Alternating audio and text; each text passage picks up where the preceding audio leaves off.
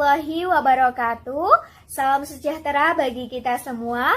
Salam hormat kepada Ibu Kurniana Bektiningsi dan halo teman-teman semua. Bagaimana kabarnya hari ini? Semoga kita senantiasa dalam keadaan sehat dan bahagia selalu. Tidak lupa teman-teman, kita juga harus berdoa dan berikhtiar agar pandemi COVID-19 ini segera berakhir. Nah, baik, perkenalkan kami dari kelompok 8 yang beranggotakan Triwijayanti NIM 14014188028. Yang kedua adalah Natasha Ayu Safitri NIM 14014188030. Dan yang ketiga adalah Prisma Winda Anifanutki NIM 14014188033. Dan yang terakhir adalah Rizka Dwi Wahyusri NIM 14014188034. Di sini kelompok 8 akan menyampaikan materi tentang konsep teoritis supervisi akademik. Nah, ada 7 poin penting yang akan kami bahas dalam video ini, yaitu apa itu supervisi dan supervisi akademik, apa itu tujuan supervisi akademik, dan yang ketiga adalah fungsi dari supervisi akademik, yang keempat adalah prinsip-prinsip supervisi akademik, yang kelima adalah teknik-teknik supervisi akademik, yang keenam adalah pelaksanaan supervisi akademik, yang ketujuh adalah kepala sekolah sebagai supervisor. Nah, saya Triwijayanti NIM 1401441 akan menyampaikan materi tentang apa itu supervisi dan supervisi akademik. Nah, teman-teman, secara etimologi supervisi itu berasal dari dua kata, yaitu super dan vision. Yang kedua kata tersebut mempunyai arti penglihatan. Jadi secara etimologis itu supervisi berarti penglihatan dari atas. Nah, pengertian semacam itu merupakan arti kiasan yang menggambarkan suatu posisi yang melihat kedudukan itu lebih tinggi daripada apa yang dilihat. Nah, sekarang kita menginjak ke apa itu supervisi pendidik atau akademik. Nah, supervisi akademik seperti yang telah dikatakan Deres, beliau mengatakan bahwa supervisi akademik merupakan serangkaian kegiatan untuk membantu guru mengembangkan kemampuannya mengelola proses pembelajaran untuk mencapai tujuan pembelajaran. Nah, teman-teman, ada 3 konsep arti pengertian supervisi akademik. Nah, konsep itu yaitu 1. Supervisi akademik harus mempengaruhi dan mengembangkan perilaku guru secara langsung dalam mengelola proses pembelajaran. Terus yang kedua adalah perilaku supervisor harus disesuaikan secara official dalam membantu guru yang mengembangkan kemampuannya. Nah, yang ketiga adalah tujuan akhir supervisi akademik adalah agar guru semakin mampu untuk memfasilitasi proses belajar murid-muridnya.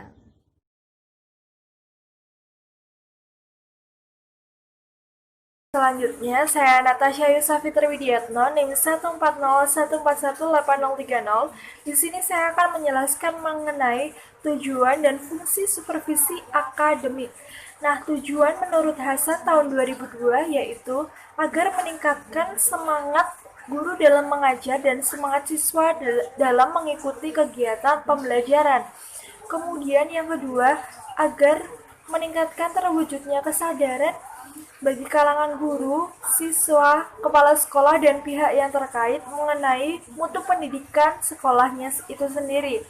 Nah, menurut Sergio Yani tahun 1987, ia mengungkapkan ada 3 tujuan utama dalam supervisi akademik.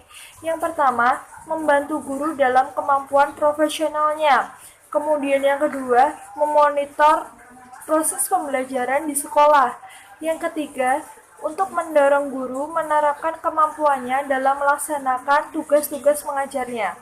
Nah, tujuan lain dalam supervisi akademik yaitu mengembangkan kurikulum, mengembangkan kelompok kerja guru, membimbing penelitian tindakan kelas. Itu tadi beberapa tujuan supervisi akademik.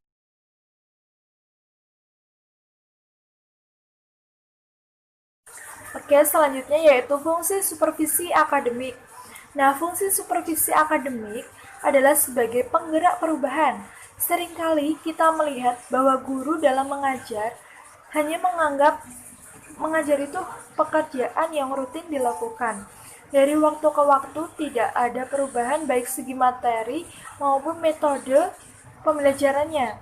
Nah, melihat kenyataan seperti itu, kepala sekolah sebagai supervisor yaitu harus menuntut atau mengarahkan guru untuk melakukan pembaruan baik dari segi materi yang sesuai dengan perkembangan iptek dan kebutuhan lingkungan. Selain itu, kepala sekolah sebagai supervisor yaitu dapat mengarahkan guru dalam menerapkan metode pembelajaran sesuai dengan materi yang akan dibahas. Kemudian, fungsi lain supervisi akademik yaitu sebagai program pelayanan untuk mengajukan pengajaran.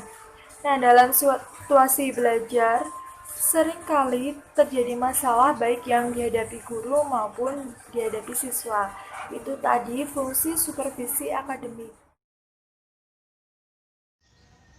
Baik, sebelumnya perkenalkan nama saya Priswahida Farutki, NIM 140141833. Nah, saya akan melanjutkan pemaparan materi yang tadi sebelumnya telah disampaikan oleh saudari Natasha. Nah, baik, berikutnya ada prinsip-prinsip supervisi akademik. Penilik dari tujuan supervisi akademik adalah mengembangkan situasi belajar mengajar melalui pembinaan, maka kegiatan ini dilakukan berdasarkan prinsip-prinsip supervisi akademik yang dapat dilakukan sebagai berikut. Yang pertama, bersifat ilmiah. Nah, bersifat ilmiah ada beberapa jenis. Yang pertama adalah sistematis, artinya dilakukan secara teratur. Yang kedua ada objektif, artinya bukan didasarkan atas prasangka, tapi didasarkan atas data objektif atau informasi. Kemudian yang ketiga, menggunakan instrumen yang baik untuk mengumpulkan data atau informasi. Nah, kemudian yang kedua bersifat demokratis, yaitu berdasarkan atas dasar musyawarah. Nah, yang ketiga ada bersifat kooperatif, yaitu dilakukan dalam situasi kerjasama bertujuan untuk mengembangkan usaha bersama untuk menciptakan situasi belajar mengajar yang lebih baik.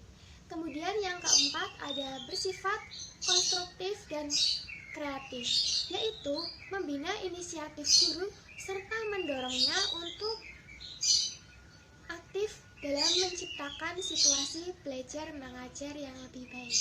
Kemudian yang kelima yaitu bersifat terbuka. Bersifat terbuka yaitu membawa kegiatan supervisi ini dilakukan tanpa mengandung unsur sembunyi-sembunyi.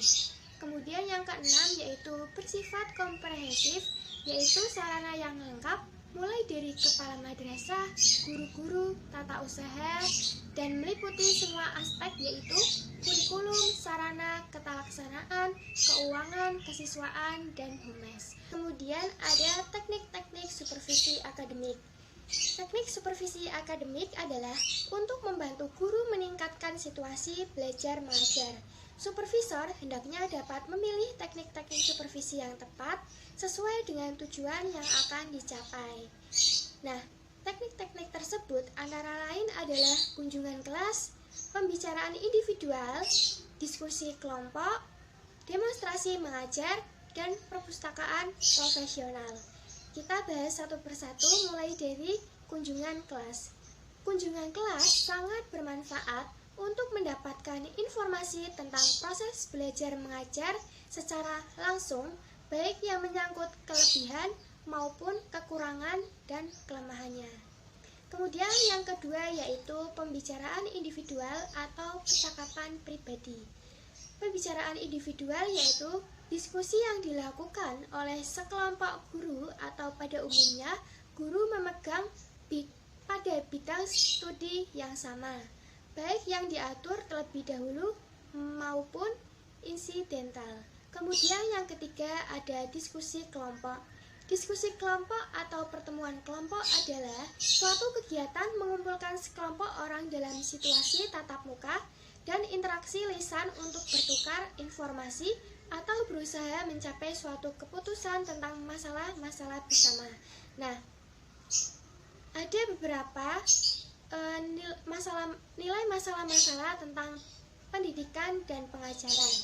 Nah, yang keempat, demonstrasi mengajar. Demonstrasi mengajar ialah proses belajar mengajar yang dilakukan oleh seorang guru yang memiliki kemampuan dalam hal mengajar sehingga guru lain dapat mengambil hikmah dan manfaatnya. Demonstrasi mengajar bertujuan untuk memberi contoh bagaimana cara melaksanakan proses belajar mengajar yang baik dan menyajikan materi menggunakan pendekatan, metode, dan media pembelajaran. Yang terakhir yaitu perpustakaan profesional. Nah, ciri profesional guru antara lain tercermin dalam kemauan dan kemampuan untuk belajar secara terus-menerus dalam rangka meningkatkan dan memperbaiki tugas utamanya yaitu mengajar. Nah, sekian penyampaian dari saya. Materi selanjutnya akan disampaikan oleh Saudari Rizka. Terima kasih. Perkenalkan, nama saya Rizka Dwi Wayusri, NIM 1401418034. Baik, untuk selanjutnya saya akan menjelaskan mengenai pelaksanaan supervisi akademik dan kepala sekolah sebagai supervisi. Yang pertama, saya akan menjelaskan mengenai pelaksanaan supervisi akademik. Kegiatan utama pendidik dalam rangka mewujudkan tujuan pembelajaran sehingga seluruh aktivitas organisasi sekolah bermuara pada pencapaian efektif dan keefisien pembelajaran, yaitu mensupervisi pekerjaan yang dilakukan oleh para tenaga pendidik. Nah, hubungan kepala sekolah dengan guru akan terjalin lebih baik atau akrab sehingga memungkinkan terjalinnya hubungan yang harmonis dan baik di antara mereka. Kondisi ini merupakan modal yang sangat berharga untuk mencapai supervisi akademik yang baik. Ada 3 tahap melakukan supervisi akademik, yaitu yang pertama pada tahap pertemuan awal. Langkah yang perlu dilakukan pada tahap ini yaitu yang pertama, kepala sekolah menciptakan suasana yang akrab dengan guru. Yang kedua, kepala sekolah dengan guru membahas rencana pembelajaran yang dibuat guru menyepakati secara bersamaan. Yang ketiga, kepala sekolah bersama guru menyusun instrumen observasi atau memakai instrumen observasi yang telah ada.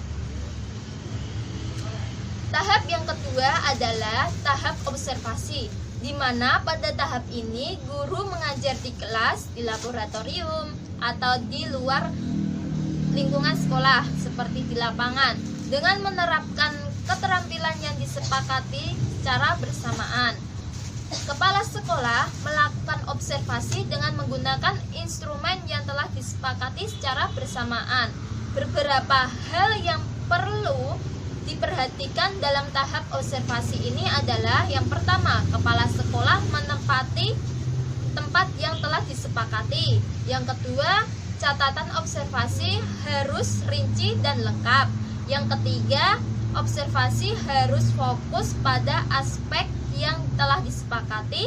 Yang keempat adalah dalam hal tertentu kepala sekolah perlu membuat komentar yang sifatnya terpisah dengan observasi. Dan tahap yang terakhir adalah tahap pertemuan umpan balik, di mana pada tahap ini observasi didiskusikan secara terbuka antara kepala sekolah dengan guru.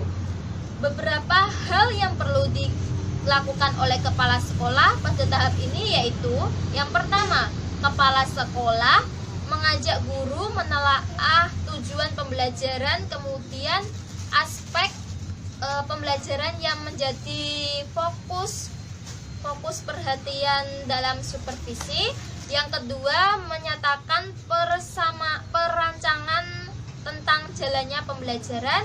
Yang ketiga, kepala sekolah menunjukkan data hasil observasi yang telah dianalisis dan diinterpretasikan. Dan yang terakhir adalah kepala sekolah menanyakan kepada guru bagaimana perasaannya. Dan yang terakhirnya lagi adalah kepala sekolah menanyakan kepada guru bagaimana pendapatnya terhadap hasil observasi dan analisisnya. Untuk yang terakhir, saya akan menjelaskan mengenai kepala sekolah sebagai supervator. Kepala sekolah dalam kedudukannya adalah sebagai supervator berkewajiban membina para guru agar menjadi pendidik dan pengajar yang baik. Bagaimana guru yang sudah baik agar dipertahankan kualitasnya, dan bagaimana guru yang kurang baik dapat dikembangkan menjadi lebih baik lagi. Hal-hal yang perlu diperhatikan dan dikembangkan pada diri setiap guru oleh kepala sekolah sebagai supervisor adalah yang pertama, kepribadian guru, dan kedua, peningkatan profesi secara kontinu, dan yang ketiga, proses pembelajaran, keempat, penguasaan materi pembelajaran, yang kelima, keragaman kemampuan guru, keenam, keragaman daerah, dan yang terakhir adalah kemampuan guru dalam bekerja sama dengan masyarakat. Terima kasih penyampaian dari saya. Semoga dapat bermanfaat. Wassalamualaikum warahmatullahi wabarakatuh.